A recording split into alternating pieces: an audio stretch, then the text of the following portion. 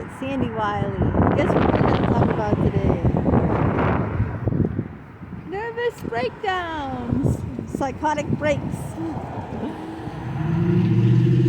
I came very close to having a nervous breakdown a few years ago because this shrink named Brad kept pushing his agenda on me. Shrinks can really land you in the hospital. Very close, and I'll talk about that. Also, my father had a nervous breakdown and went to McLean Hospital in Belmont. Here at McLean Hospital, a lot of famous people have been there, including James Taylor. There's others, but his name is the only one that comes to mind right now. See, walking down the street.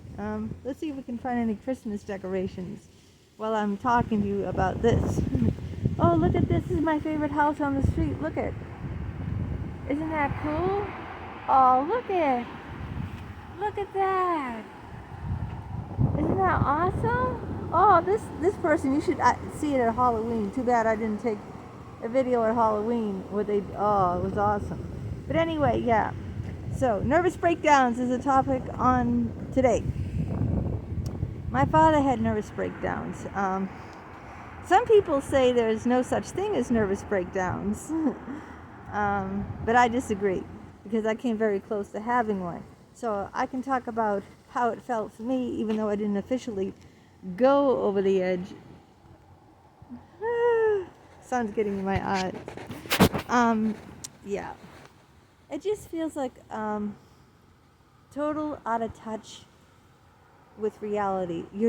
When I was almost having one, I wasn't committed to a hospital. Let's talk about dissociation, okay? When you have an out-of-body experience, like you feel like you're really not there. It's very hard to explain to someone who hasn't, had that feeling of dissociation where, and it's not dissociative identity disorder, that's multiple personalities.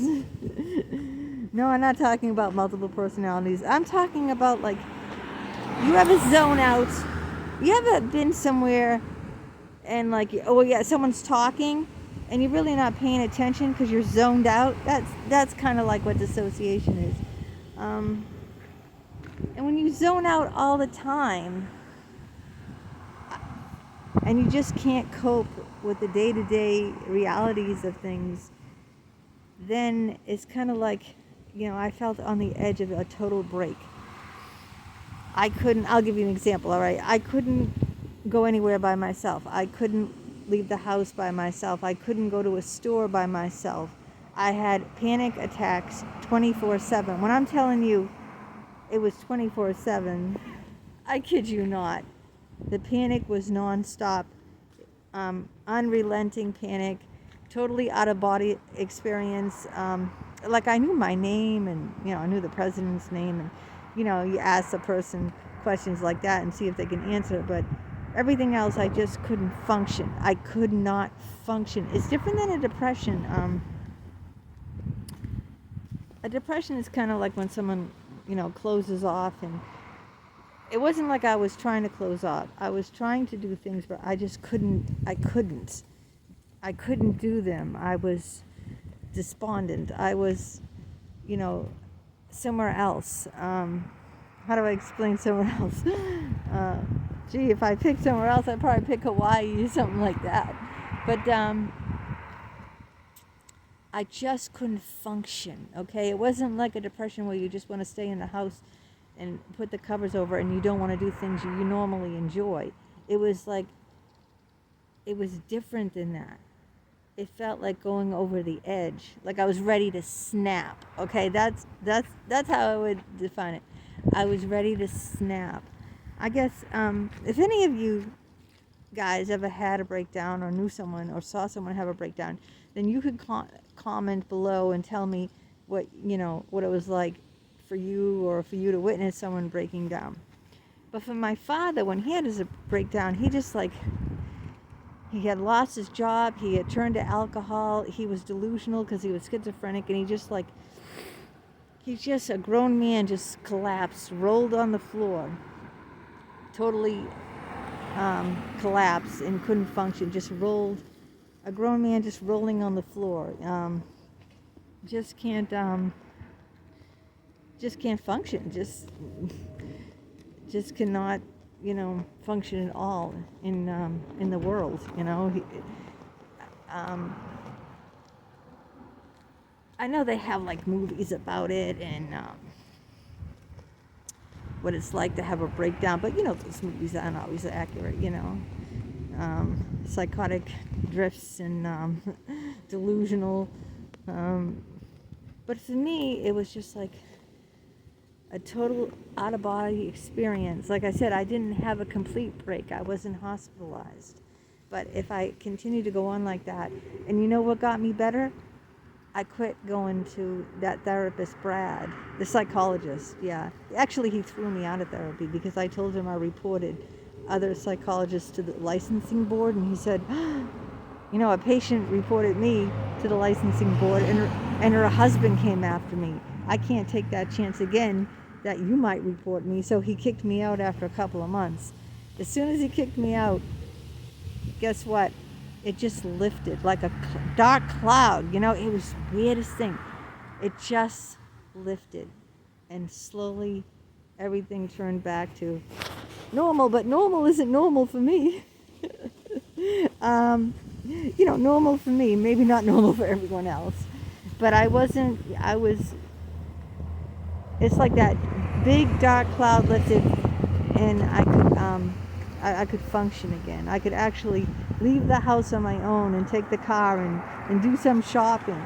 Before then, I couldn't even go in a store with my husband holding my hand. I couldn't do that. Can you imagine? I just broke down. I even go in the store with my husband, right?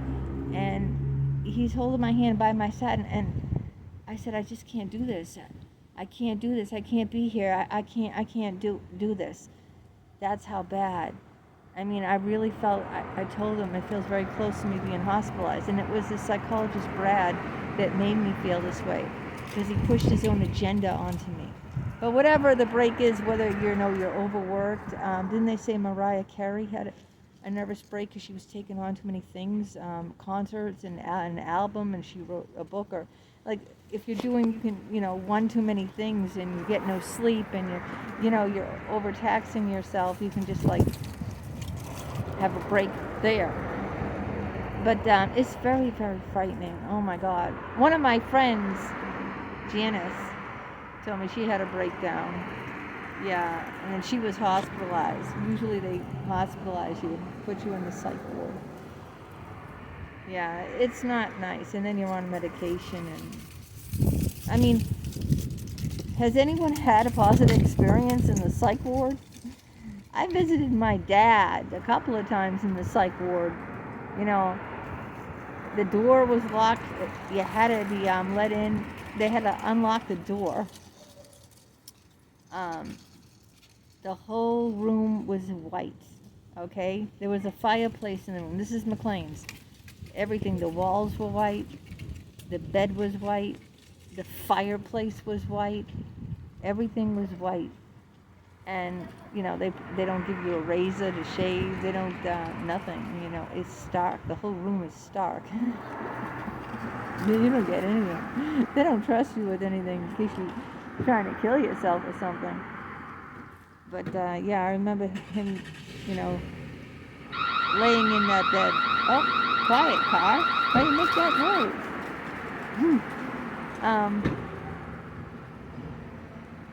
Yeah, it's a terrible, terrible experience.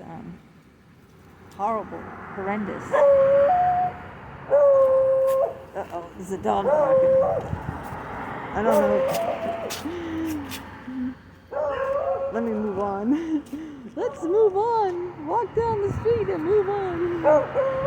Yeah, so it was so, oh, what a feeling to have that lift. When I thought I was that close to be going over the edge and needing to be hospitalized. Thank God I never was hospitalized. But that one time, it was a few years back. I was just so close to going over the edge, just so close. And as soon as I stopped seeing that psychologist, I'm telling you, it lifted, and I was fine. I could do things. I wasn't dissociating. I wasn't like, you know, in a bubble, so to speak. You know, like off somewhere. Yeah, it's a terrible thing, mental illness. People don't understand, you know. They don't understand a lot of things. That's why I want to do this channel, to inform people about mental illness, because it runs in my family, mental illness. Yeah, it runs in both sides of our family, okay? In my husband's side of the family and in my side of the family. My aunt, my father's sister had shock treatments. I don't think they do that anymore, but after she had shock treatments, she turned in just like my son. I think the electric shock treatments for depression, they gave her, they made her like a vegetable. She turned in like she had brain damage. She was very simple after that. Very, very simple. It was very, very sad. And then someone else in the family, I can't mention who it is. Someone else committed suicide by hanging themselves. I can't say, because I have to protect the privacy of individuals. So I can't say like whose side it was on or who it was or anything like that. So I'm just going to say there was suicide. Electric shock treatments, schizophrenia, borderline. A lot of mental illness. And my father having that total breakdown and rolling on the floor when I was just a little baby. Horrible, horrible, horrible. Oh, my hands are getting cold. It's so cold out here, and I don't even have any gloves on, so my fingers feel like they're freezing. But I guess the way out of it for me was just getting rid of that psychologist. I don't know the way out of it for other people. Usually it's therapy and drugs. Thank God. Therapy only ruined my life. It wasn't going to be therapy to get me out of that kind of state. It was leaving therapy to make me better. And I never was on any medication. That's another video all by itself, being on medication. I have some thoughts on that, but I don't want to focus on that on this video. I just wanted to focus on having a mental breakdown, what it feels like. I told you how it felt to me, even though I didn't have a complete one. I just was on the edge of having one. How it was for my father, totally despondent and just rolling on the floor and needing to be committed to McLean's Hospital. So, like I said, a lot of times you need medication and you need therapy. Or sometimes you just need a break, go on, from the real world. That's what it is, a break. You kind of like break from the real world. And that's what it felt like for me, that I was totally despondent and couldn't do anything. And even with my husband, it's cold out here. I think I'm going to end this video now. But yeah, so a complete neurotic breakdown. Don't have one. Try to protect your mental health. Exercise, eat well, and get some fresh air like I'm doing, even though my fingers are gonna like fall off from frostbite. And try to stay positive. Keep yourself busy. Keep your mind busy.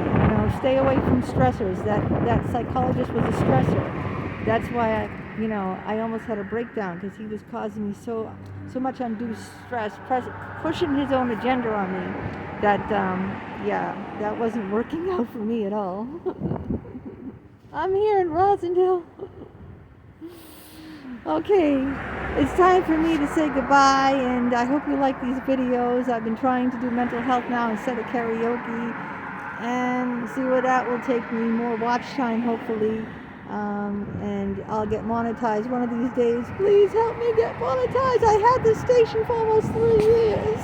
I want to get some money. Okay, take care and stay warm.